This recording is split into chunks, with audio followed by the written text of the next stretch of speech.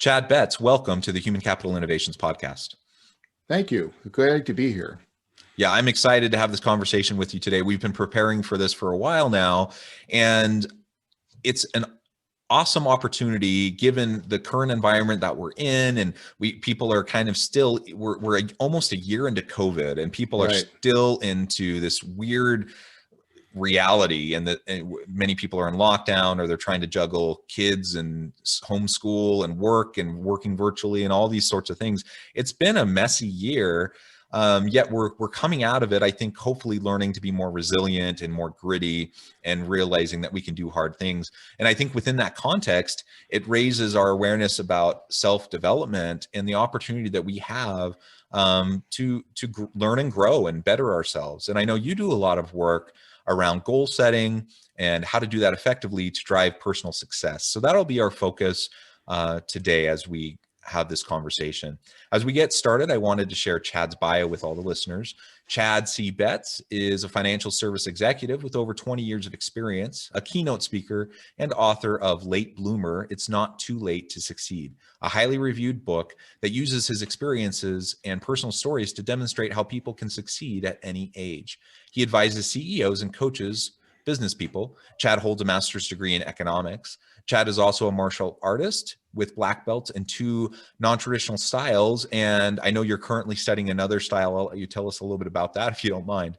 Sure. He's a husband and a father of 2 plus an overweight, prematurely gray dog that reminds him of himself. That's great. And I have 2 dogs myself. And I think dogs add so much to the home environment. I love them to death. And so I can connect with you there on the dog front also. Before we really launch into our conversation, I would love for you to just share a little bit more about your personal background and context, starting with, if you would, martial arts, because that's intriguing to me. And then we can get into anything else about your professional background or personal background you want to share. Perfect. Yes, I thank you for having me, John. It's great to be here. With martial arts, I study 2 non-traditional. What that means is it doesn't have a direct lineage back to a Japanese or Korean art. They're mixed martial arts. So I wasn't a cage fighter, but we would work on everything from a Brazilian jiu-jitsu on the ground to an Aikido for throwing to a Tang Sudo for fighting. I'm currently studying a traditional style, which is an Okinawan style. It's stand-up, meaning punches and kicks, and that's called Goju-ryu. It's the art of hard and soft. If you've watched The Karate Kid, that is a stylized, very stylized version of Goju-ryu. And Mr. Miyagi is kind of a throwback to the founder of Goju-ryu, Chojun Miyagi from Okinawa. Well, that's super interesting. I love the Karate Kid, so I appreciate that context. Well, very good. And maybe before we jump into the conversation, what got you into this space? So, master's degree in economics, you're a financial advisor. What got you into coaching and speaking and this whole space around personal development and goal setting? It's funny, you look at economics. How could you be a coach? You should be sitting in front of a computer with really thick glasses on. I did public choice economics, which was the economics of decision making. So it actually has a place in coaching. Where I really started was when I started writing a book. I was working on a novel, and people were saying, "Oh, I could never do that." And then talking to people about exercise routines and martial arts. "Oh, I'm way too old to do that." And it turned out they're younger than me. So I started cataloging all these I can'ts and I couldn't and this and that. I'm too old, I'm too fat. And those ideas became an outline became a book, and the book is published, Late Bloomer. And from there, from the momentum I've gotten with talking to people about the book and people reading the book, I've gotten into helping people directly with succeeding, especially when people get in their 50s. They might feel like their success is behind them, but it's not true. And it's amazing. People as young as in their 30s think they've missed the boat on things. So the idea that we've missed out is a fallacy. Now, I'll be realistic. I mean, I'm not going to be an Olympic sprinter ever, but there's goals that I could have, and I'm not too old to achieve them. Well, I love that. And it is an interesting thing. And maybe it's a Western mindset. Maybe it's an American, something that's driven through our society here. But you talk about, you get through high school, you go off to college, and you get like on this expectation for this linear path towards like continual growth and development. And that's where you get people who are 30 and they're like, I don't like what I'm doing. Or maybe they don't feel like they figured things out, or they're 40 and they're going through a midlife crisis and they're like, I hate my job. What am I supposed to do? And the realization, hopefully that people get to is that you're never too old to reinvent yourself. And there's no, it's a myth that there's this one linear path that we take on towards personal success, career success, etc. I don't know about you, but I've zigzagged all over the place. Right. And I think that's most people. Very few people figure out what they want to do very early on, and then they just keep going that direction, and they just have continual upward growth. Most people zigzag. They make lateral moves. Sometimes they take a step back. They have to figure out, what they want to do, and then they reinvent themselves. And I think that's very healthy. And so part of it's just reframing, what does success look like? What is success to me? And I know that's one of the first things that you do with people you work with, is helping them to define success for them. And it's really reinforced in the media. We see the 20 under 20s and the 30 under 30s. And that's what's really just thrown at us all the time. And we forget the reason they are newsworthy is because they're rare. Like you said, most people have that zigzag path. And they're not, Elon Musk is an exception. He's not the rule to be that successful that fast. It takes time, and we do have twists and turns. And to be able to focus and realize that you may be upset and tired because you're working on the wrong goals. You feel like you are on that hamster wheel because you're helping someone else achieve their goals at the expense of yours. So you're tired and you're discouraged and you think you can't succeed because you're working on the wrong things. And that's where people around us who influence us in our goals have that big impact. Because if we're not working on goals that are meaningful to us, that we really believe in, we're not going to feel successful, even if we look like we're this really big success on the outside.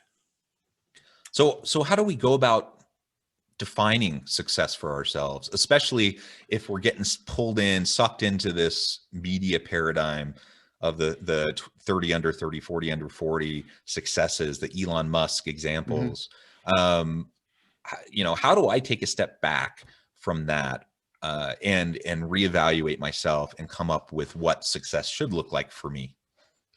Yeah, and this is the perfect time to do that self-reflection. As you mentioned earlier, I mean, we've been in COVID, we're frustrated, we're tired. It's time to just take a deep breath and hit that reset button. We've had our challenges, and now what can we do to move forward? So how do we hit that reset button? One, we have to think about what we really want to do. Now, when we see the goal-setting books, we always see big goals. That's their things. You can achieve big goals. Well, maybe I don't want to achieve big goals. Maybe I just want to maintain my lifestyle. What do I need to do that? I need to have a money stream. I need to have a certain level of healthiness. Maybe I want to experience new things. I want to travel. I want, to take classes. I want to learn new things. How can I do that? Maybe you need to take a job that gives you more vacation time so you can go and do those things. So, and it might be that you do have that big goal. And how do you find those?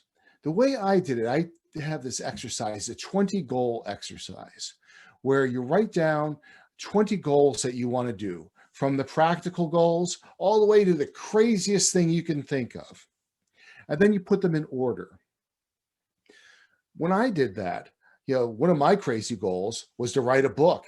Well, it's not so crazy now. It's achievable. I found that it was achievable.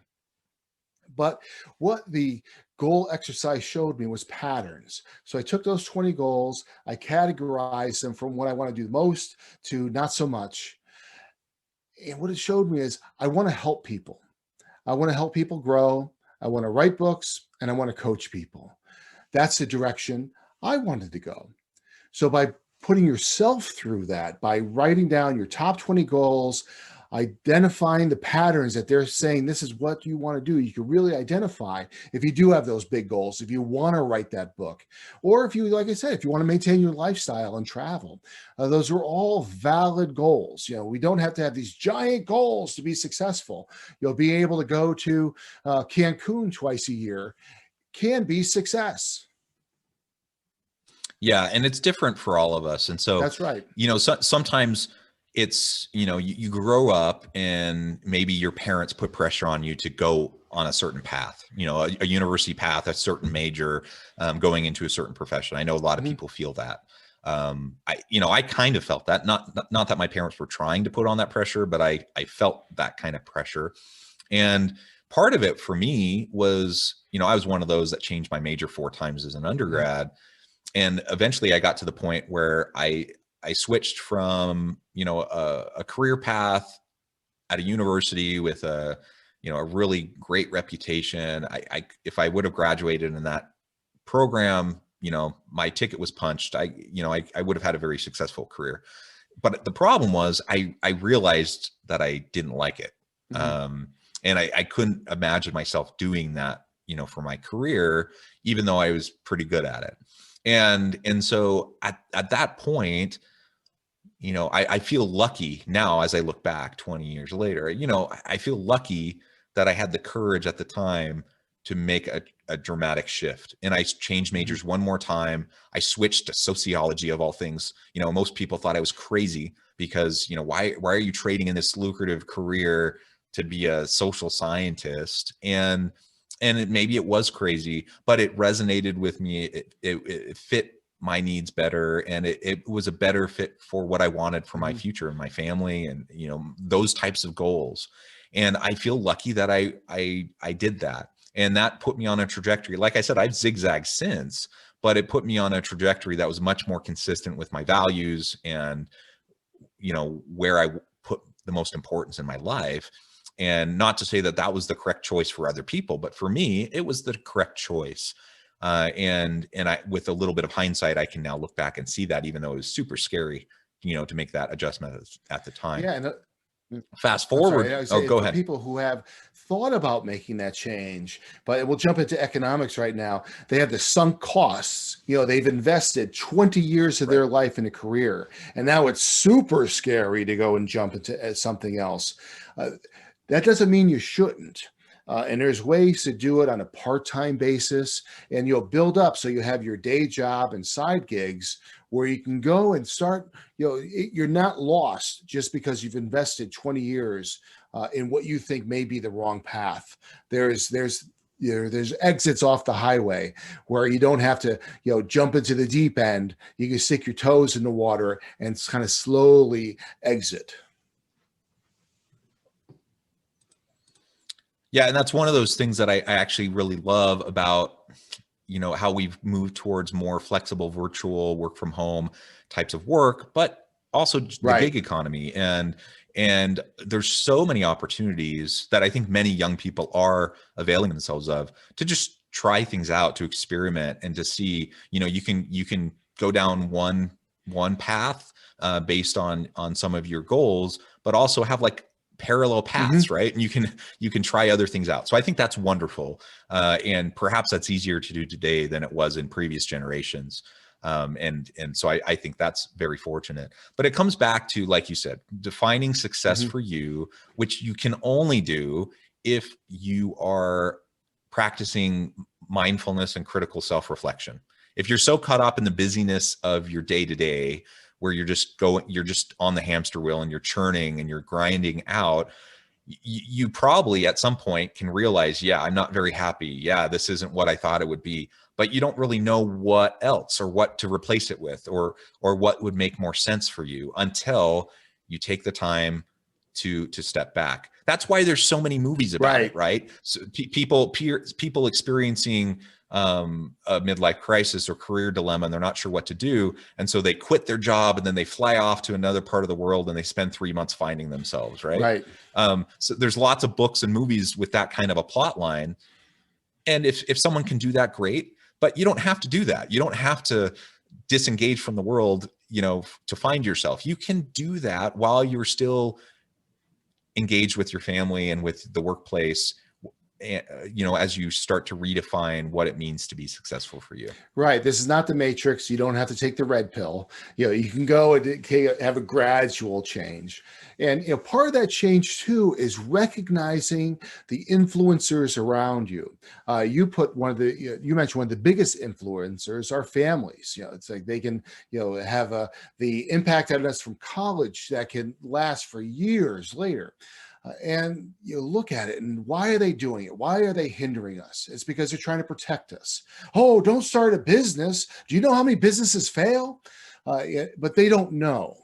You know, yes, there's statistics about business failures, but going to talk to an expert on that business, you know, of those business failures, how many of those just jumped in the deep end and didn't get the information beforehand? How many didn't talk to somebody who's been in that business before? Talk to a business coach. You know, then, you know, our friends too. You know, I go back to when I was, you know, I'm not thin now, but I was really heavy at one point. And I was thinking about getting fit, and I wanted to, you know, the idea of I want to run a triathlon. Now I haven't done that yet, and I might still do it, but I brought it up to my friends at a bar. And that was a mistake. The friends it turned into a really big funny thing. You know, the friends at the bar said, "Well, you know, Chad, that you know it's not smoking, drinking, and eating." You know, and that you know, that kind of brought it down to the wrong path. So I got off of that path. So talking to the right people, it doesn't mean you have to alienate your friends. You go and talk to your friends, but if you want a fitness plan, talk to a fitness trainer. That's what I learned. I don't talk to my friends about fitness. I go to my gym and I have a trainer to talk to, and she really knows how to get, you know, people who are a little bit older, who are a little bit overweight, into better shape. And that's the path that I'm on now. You know, and you know, also our coworkers, for those of us who aren't self-employed, you know, they might get a little jealous on things. You know, they may not have the accomplishments. They may want to do something too, but not want to put the work in. When I first wrote my book, my coworkers were not supportive at all. It's funny, people I used to work with were very supportive. But when I had book signings, and I did this all after work, this was all odd hours. I never did it during work time. But people who I used to work with came, but my current people didn't. It's interesting because it's, you know, how that works. You can't, you have to make sure that you're going to the right people. Going to the experts, going to people who have your interests at heart, who want to see you succeed on the path that you're setting for yourself. Yeah, and I think that's absolutely right. One of the things you referred to several times already in our conversation today is about how there's really no expiration for setting goals and striving for success. So it doesn't matter if you're 30 or 40 or 50 or 60, right? Whatever, you can always reinvent yourselves. We can always reinvent ourselves, and we can set goals at any point in time. I think the important thing is, again, to be grounded in what really matters to us, like what is success for us and how does that align with our values? And then setting, whether it's a big goal or small goals, just having those intermediate steps to help you achieve wherever that goal might be and however you define success. And ultimately recognizing, you know, that there will be lateral moves, there will be setbacks, and that's part of the deal. That's part of what it means to grow. And there's no expiration on that growth. So we can continue forever. You know, sometimes I get really inspired when I see things like an 80-year-old who finished her PhD, right? I'm like, that is amazing. Now she didn't do that because she's now going to have a long career as an academic. She did that for self-development, right? It was a personal goal because it was something that she knew would be meaningful to her. And there's so many examples like that. It just takes a little bit of thoughtfulness and courage on our part to be able to step back and recognize it. Right. That's a great example. And with the way the weather's been lately, even people in the deep South know what it's like to walk through deep snow. So when you walk through deep snow for the first time and it's a fresh snow, you got to step your foot in, you got to pull it out, you step it in, you pull it out. But if you see footsteps already and you go walk through those footsteps, it's a lot easier. So seeing those examples, oh, I'm too old to get my PhD. Well, this 80-year-old just did it. Oh, I can't go and jump out of an airplane. Well, the 101-year-old World War II veteran just did that. So there's all these examples out there. Read biographies, talk to people who've done it before, and that takes away the anxiety because you always have that little thing in the back of your head, that little voice saying, "It's impossible. It's impossible." So when you see examples that it is possible and people have done it, people like you have done it, it's easier to do. And that goes for goals in our personal life, in our Mm-hmm. relationships, as That's well right. as in the workplace, right? That's right.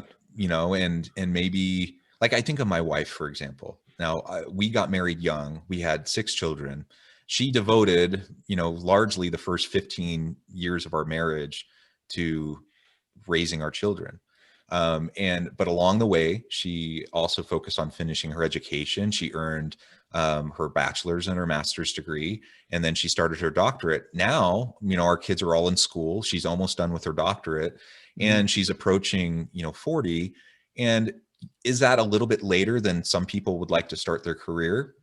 Sure, but she still has plenty of time. She has plenty of Right. runway ahead of her. She's finishing up her PhD. She'll have a long career as a professor, and she was able to raise a family. Like, it wasn't an either or proposition. She was able to do both. Mm-hmm. And as I look to her example, to my kids of resilience, because it's not easy raising kids and going through grad school.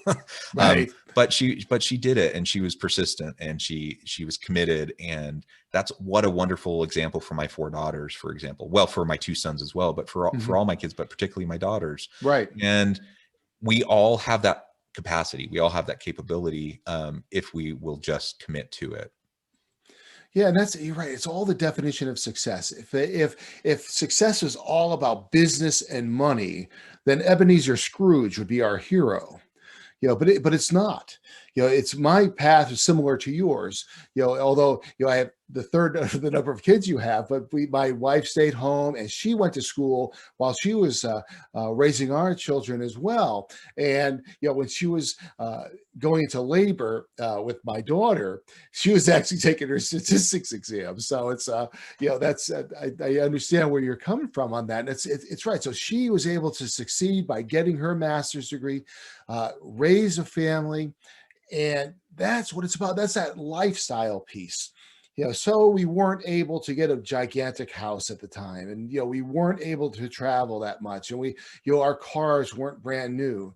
We had the success of raising the family the way we wanted to, and we were able to control things that other people weren't able to. So that's where those choices come in, and where really the definition of success is important. So you don't have those influencers, those people pushing the materiality on you. Oh, you need the bigger job, you need the brand new car, you need to keep up with the Joneses. You need to step back and focus on what makes you happy and what would make you feel successful. Absolutely. Well, Chad, it has been a real pleasure talking with you today.